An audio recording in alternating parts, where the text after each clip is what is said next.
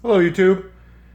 I've been thinking about how to do this Coma Nightmare video and how to describe things to you and how to show you images and all this, that, and the other. And I've been just bogged down with thinking about this and finally getting like the entirety of it out there. Um, the conclusion I came to is I should just start talking and put on the kind of video that I always have, which is me talking to you.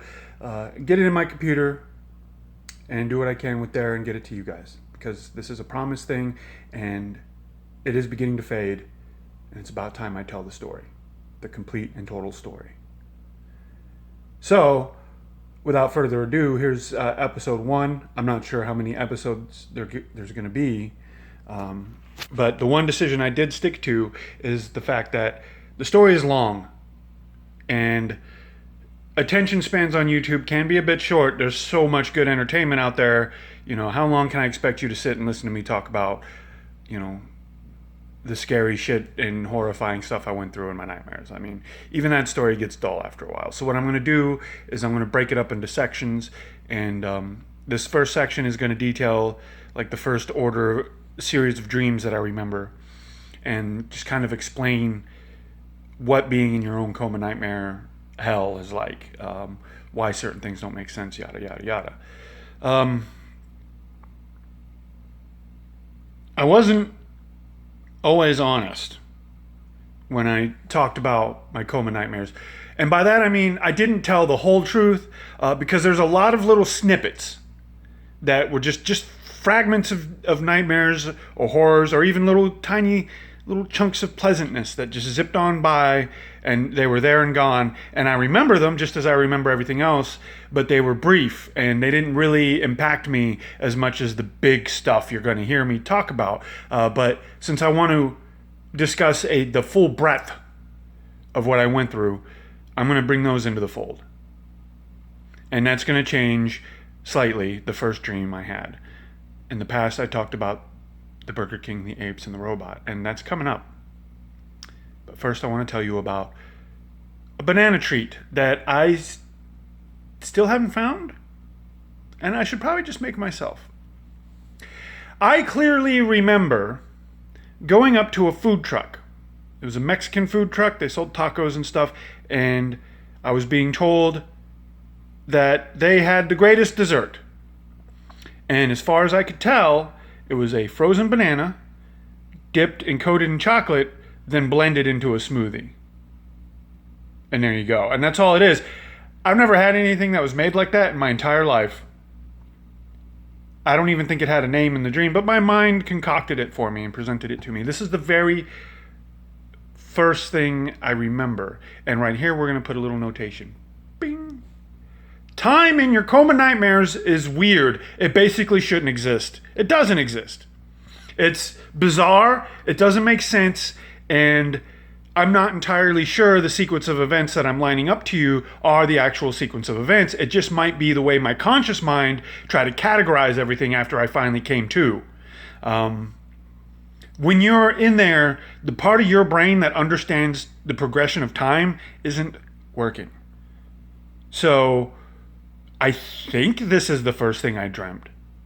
I am not entirely certain it is. And you're going to be hearing a lot of that, especially since this stuff is finally starting to fade from my memory, and I'm hoping that some of the darker things will fade, the things that really impacted me. I don't think they ever will, but one hopes. So, with that being said, the first thing I think I dreamt was this weird banana smoothie treat thing. And I was going to be a motivational speaker about being disabled. I was an amputee. It's one of the only times I've ever dreamt about being an amputee until very recently. I have only just recently started to dream myself in my chair. So one of the very first dreams I had, I was an amputee. I don't think it was the left leg. I keep thinking, I think it was the right one. I think what was happening were people in the real world were around me talking about my amputation, and some of that was filtering down into my subconscious, and it created the scenario for me. It didn't last long. And then everything went to shit. Here we go. Reality shifts in your coma nightmares.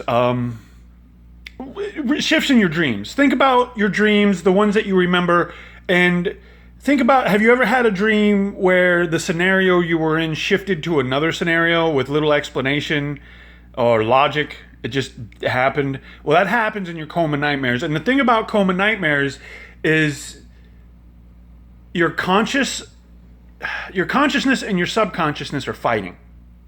Your subconsciousness is like keeping you from going lucid, which if you don't know what that is, you can look it up. You can kind of control yourself in dreams. You can control the environment. You can change things up. You're basically a god. I couldn't go lucid. I was put down. The drugs put me down. So I could never gain control. But I was lucid in the terms of my own like perceptions and thinking. I was there. Part of my brain was trying to be conscious, which made the nightmares all the more real and probably was the big reason why I could feel them.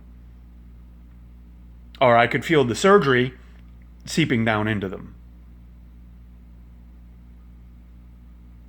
The first dream where I lost my mind, I started the journey to going mad, was a ruined Burger King in darkness.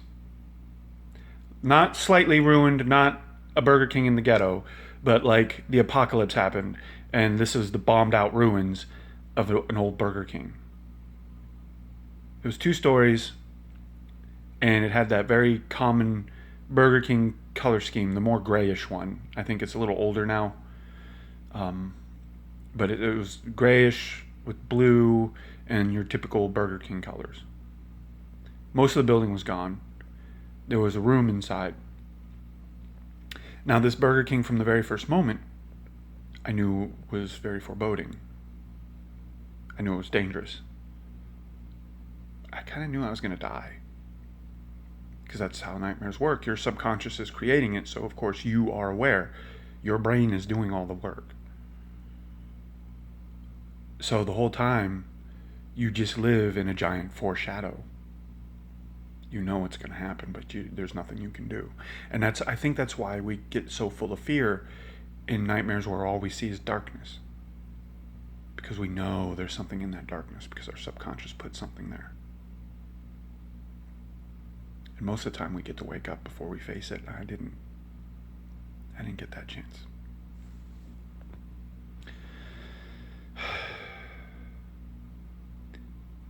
In the room that was remaining in the giant Burger King, there was a 4-armed mech.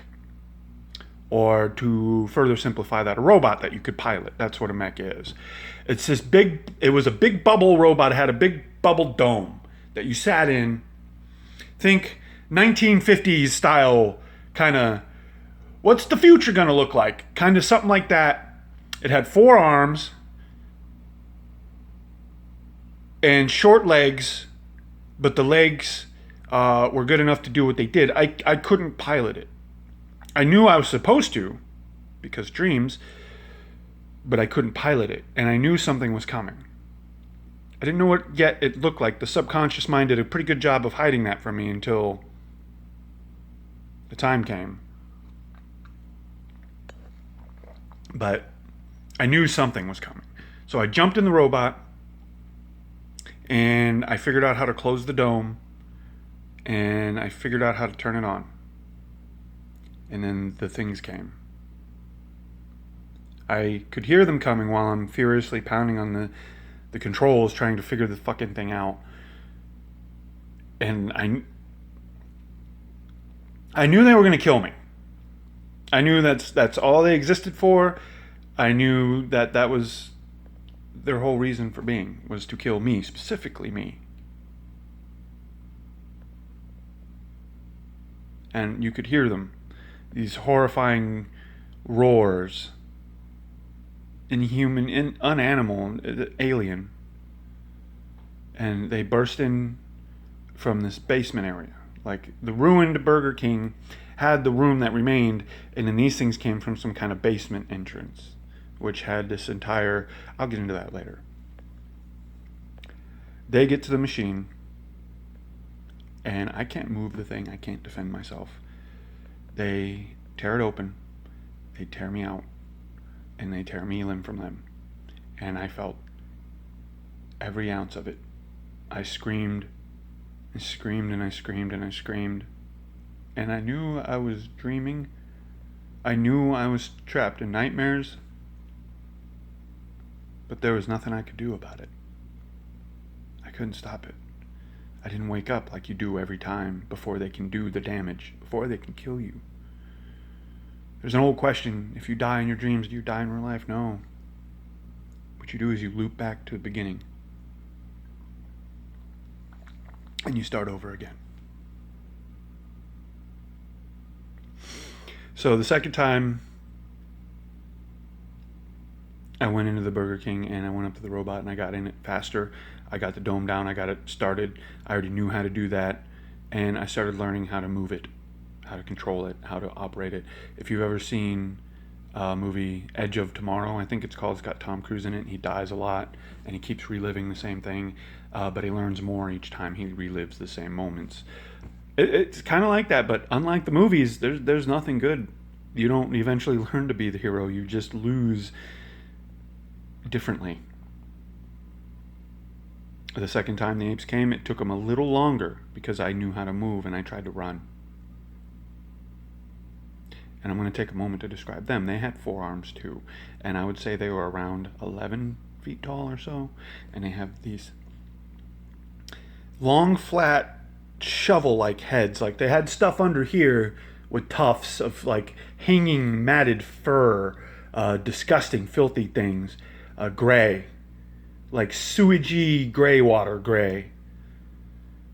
And they had this long, impossible mouth of teeth with the, think about like those gums that you see on dogs when they're, and you see like the drool coming down. They had that going on.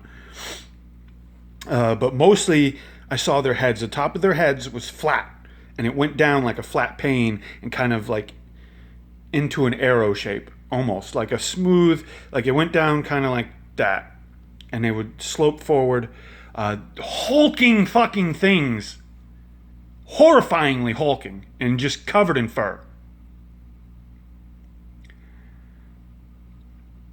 That's what was coming after me. Endless numbers of these things. And I tried to learn how to fight them. The second time, they got me. Again, they tear me out of the fucking mech, and they would rip me limb from limb. I would feel it. I would scream. I would try to wake up. I would do every trick in the book to try to wake up. And instead, I would thoop back to the fucking beginning. I can't leave. I am compelled to go into that Burger King. I can't stop myself. I am going mad in here because I know what's going to happen, and I cannot stop my body from going into that fucking Burger King and learning how to pilot that stupid fucking mech more and more and more. And I died every single time. I learned to fight back. Just like the movies, I learned to be the hero. I learned to get over the pain of death. To try and learn to get over it, to fight. Guess how much it changed? Nothing. I didn't kill a single ape thing. They are unkillable. They are the unstoppable machine of pain and fear that came from your own fucking mind, from the darkest places in your subconscious. You cannot kill that. That is a part of you. And I never got to kill them. They tore me apart. Over and over and over again. And I would come back to this Burger King. I would leave this place. I would shift into different scenarios. But throughout my coma nightmares, I would pay visits to this goddamn Burger King and do battle with these horrifying creatures again and again. And these creatures would follow me through other scenarios too. They would come for me. So I mentioned that this Burger King had like a basement thing. As I learned how to fight, the biggest thing I learned how to do was to escape them. And I could keep it up for a while. I got pretty good at operating my robot, and I would dive down into that basement section, which turned out to be like these big concrete walkways with pipes all over the place, and sometimes it would be like catwalks, metal catwalks, like you've seen horror movies where the villain is walking across the metal catwalk over a stage or something, and he's going to drop a sandbag on the actress or whatever. It's like those kind of catwalks, except there's just nothing beneath them, just inky blackness, which is the exact same thing that surrounded the Burger King. I couldn't leave the Burger King because there was nothing to leave to. That scenario was that scenario, and that's all that my subconscious created. A little tiny playground to torture me. I got good with that mech. I learned how to like grab onto the piping, and instead of running with the little stubby legs, I would like do like the Tarzan thing, and I would swing along those pipes and grab the next pipe and swing, and I would haul ass. I would fly, and I would turn around and I would try to swing at them, stop them, kill them, anything. The best I ever did was slow them down a little bit, enough to keep getting away for a little bit longer, just to get ripped apart again.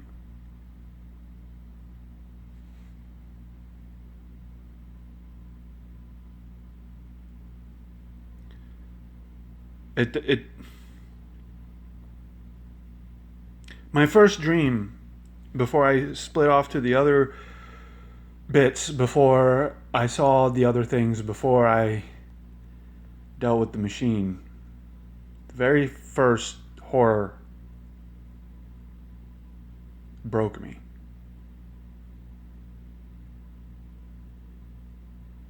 I went mad. I lost my mind. I was stuck with those things for days. Or maybe minutes, I don't know, time being what it is. But it felt like an eternity. To die and die and die and die. And it only takes a few minutes every loop. A few minutes. Imagine a single day of this. Now imagine days. I lost my mind. And I became broken. And you would think maybe, hey, this is where it stops because you've reached your peak. You can't suffer anymore. And you would be so wrong. Maybe this is why I've been putting this video off, talking really in depth about what I went through because of what it did to me. This is nothing. It's going to get so much worse. The things that haunt me still are yet to come. This was the Burger King dream. This was the ape monsters. This was only the beginning.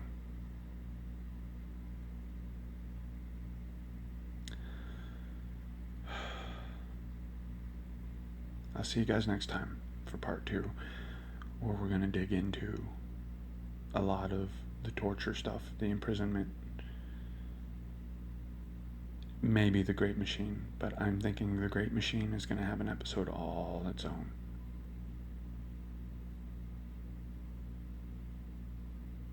That's going to be the one that takes me somewhere dark. Alright guys, thank you for watching. I'll have the next video up as soon as I can. Sorry you had to wait so long. If you've ever met anybody that has been through an anesthetic coma nightmare, be there for them. What they've been through, I can't imagine. They can't imagine what I've been through. I can't imagine what they've been through. It's a horror I don't wish on anyone.